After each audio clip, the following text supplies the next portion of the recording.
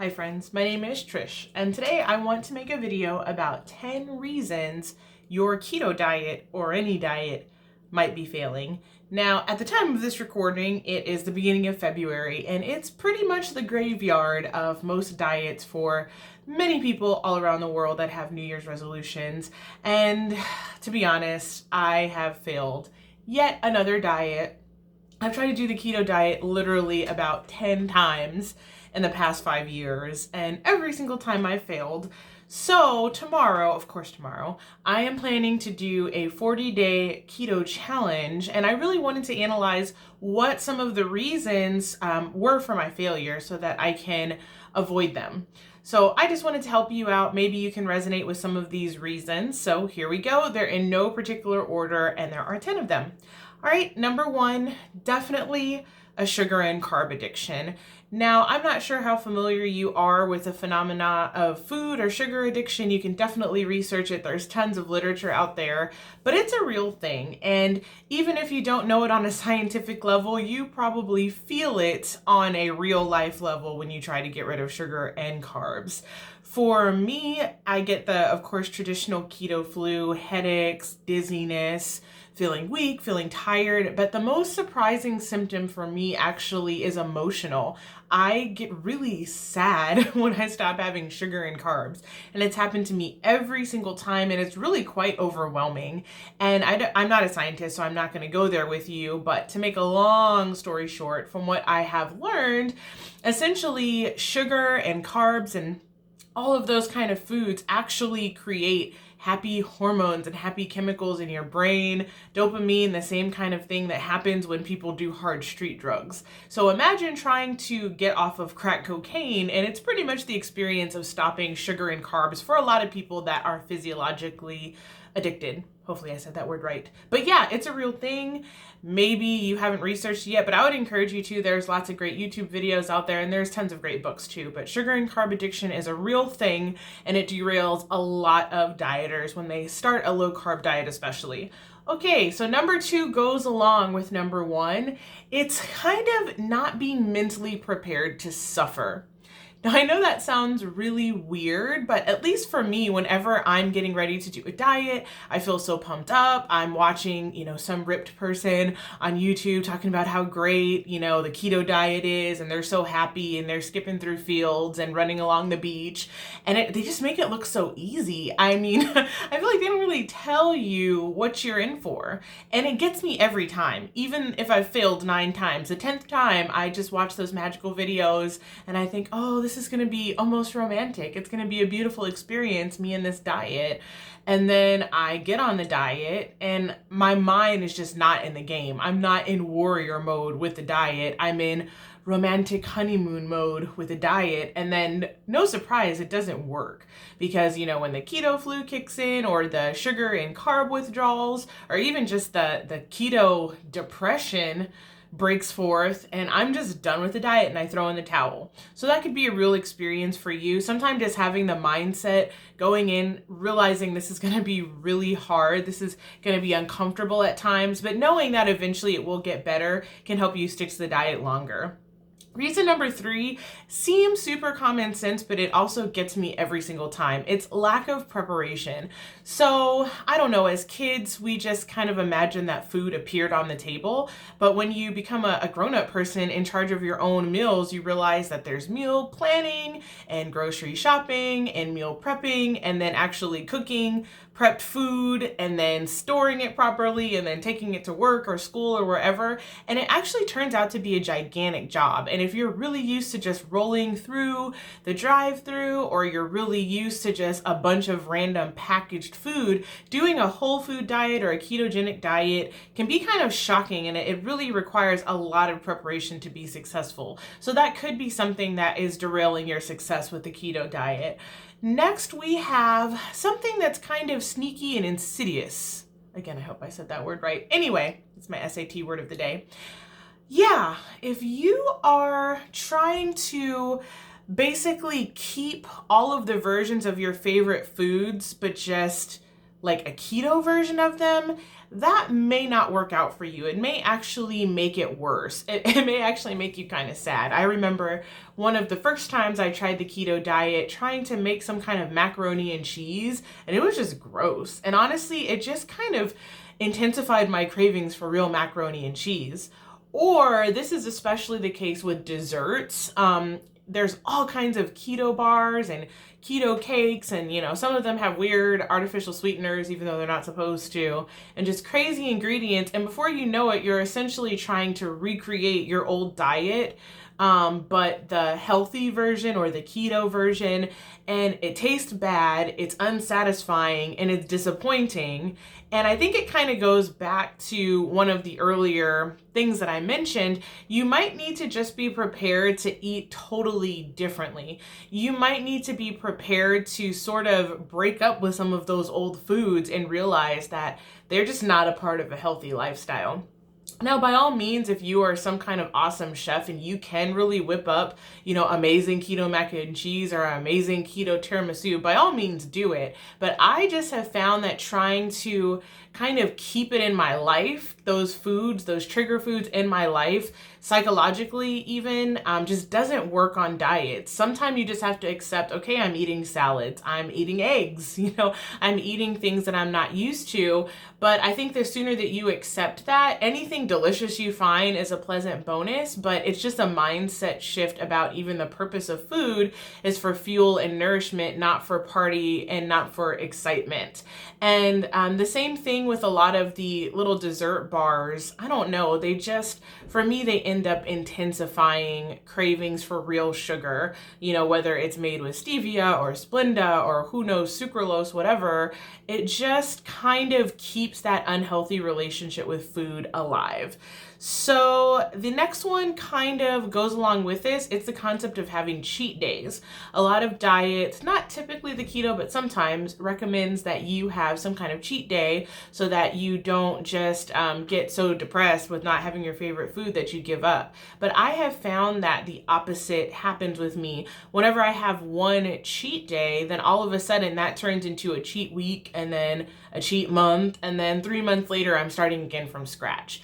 So again, I just think it's just a constant mindset shift that you're eating differently, you're eating healthily, you're eating for different reasons than you were before, and there is going to be pain involved in that. I think the sooner you accept this is going to be hard, it's going to involve psychological suffering a little bit, you can sort of release it and get a better relationship with food overall. Whereas if you're constantly having cheat days and you're trying all kinds of keto desserts and you're trying to whip up all your old favorite foods in some kind of keto version, I just think it doesn't work in the end. Next is a lack of motivation. I think the phrase know your why is really popular these days, but it really is true. Once that suffering kicks in, and once, whether it's headaches or just missing old food or low energy or sadness, once all of those really negative feelings kick in and your life is not like the fancy running on the beach with the six-pack life, while eating celery, you kind of just get sad, and you have to really remember, why am I voluntarily putting myself through suffering? Why am I doing this? And you have to really have a reason in mind, sometime that even goes beyond looking good in a bathing suit, because sometimes it's just not motivating enough. You might say, you know what, I'm happy with who I am, who cares? Sometimes it's having a bigger, more meaningful reason behind why you're dieting, that can really keep you in it for the long run. And I would suggest having that motivation in a visual place wherever you can. So whether it's taped on the refrigerator or on your mirror or on your steering wheel, or you set alarms on your phone just to kind of remind you what your reason why is, I think that will help you a lot more in the long run, because just that honeymoon diet phase dies off so quickly, as you probably know. Number 7, a lack of support can really hurt your success with a diet, whether that is with your roommates, family, friends, partner, whoever. If they're not supporting you and they're constantly tempting you, or they're leaving foods that are your trigger foods all around and they're not helping you, that can really hurt your success and your progress. So I suggest really having a heart-to-heart talk with them explain to them maybe what your why is if you feel comfortable, and help them know how much success means to you. And if they've seen you try a million diets and fail before, maybe you can just tell them, confess, yeah, I've messed up in the past. I've struggled with having diets, but I really want this time to be different, and ask them for their support. And going along with that, this would be for a person that is religious or Christian. Not asking God for help can really hurt your results. Trying to do it in your own strength, especially if you have failed time and time again, it can really hurt you. You really might find it very helpful to pray and ask God for support and help. I love finding faith-based resources to help with diets. One of my absolute favorite is Barb Raveling. You can Google her. She's got a YouTube channel. She's got websites. She's got books. She's just fantastic and really motivating. So perhaps if you are a Christian or a believer, see if you can find religious resources that will support your dietary goals. And sometimes seeing it from a faith-based dimension can really change the overall experience of going on a diet. And I actually hope to make more faith-based diet videos in the future because I do find them so motivating. So number 9, I don't know if I've been saying the numbers clearly for these, but number 9 is having a diet mindset and not changing your relationship with food. And I've touched on these throughout the whole video, but it just bears repeating. If you have any kind of disordered eating, if you have any kind of food addictions, it's really likely that you're viewing food in an unhealthy way. You could be viewing it as a reward, as a friend, as a stress reliever, as something to bring excitement and joy into your life. And as long as you're seeing food in that unhealthy way, it doesn't really matter what diet you're trying, that is kind of going to come back to haunt you. And so I would, again, really suggest maybe finding a resource, a book. I can recommend some at a later time to really work on your mindset about your relationship with food so that it doesn't turn into another diet. I once heard from a book, I don't remember which one, but it basically said if you're still thinking, I can't wait to get off this diet so I can eat XYZ food, maybe you're not really ready to change. So I've heard it also before that until you get to the point where you might be willing to permanently give up certain foods for the rest of your life, you might still just be on that diet cycle that goes round and round and round, where you are eating wildly whatever you want and then going on a strict diet and just yo-yoing back and forth. Eventually, whenever you're ready, you're going to have to truly change how you relate to food, how you think about food. And a lot of times that can require deep work. That can require reading books, prayer, fasting, even counseling, especially if your relationship with food happened as a result of some kind of trauma, especially in childhood. And I know that that's kind of deep for this short video, but I think it's a real thing. And maybe I can make another video in the future about kind of how my relationship with food developed, but it's something that happened at a very, very young age, just really fast. I can tell you a couple examples. I remember even in second grade, I would be stealing sugar and treats and candy from my teachers, from people's lunch boxes. I would steal candy and sugar and sweets from the local gas station. I mean, it was intense. That sugar addiction, that carb addiction came at a really, really early phase in my life. And so it's been a lifelong struggle because it started so young. So if that sounds familiar to you, there's so many resources out there about, getting free from emotional eating and all of that kind of stuff. I'd really recommend just Googling it and seeing what you find. And last but not least, being an emotional eater. I feel like it's kind of the same as the last one. But anyhow, if you eat emotionally, you may find that diet food just doesn't cut it, because kind of going back to the beginning of the video, celery, broccoli, maybe even eggs are not going to create those dopamine bursts, those huge, wild, exotic, drug-like ecstasy feelings in you. And so if you are so used to, treating even depression or anxiety with food, then you're going to try to be on a diet and try to eat it the same way. And you're just going to find that the feelings aren't the same. And what people a lot of times do when that happens is they start trying to have, diet desserts and diet comfort foods. as was mentioned earlier in the video. And then that doesn't work either because it's not the same. You know, cauliflower and cheese is not going to be the same as mac and cheese.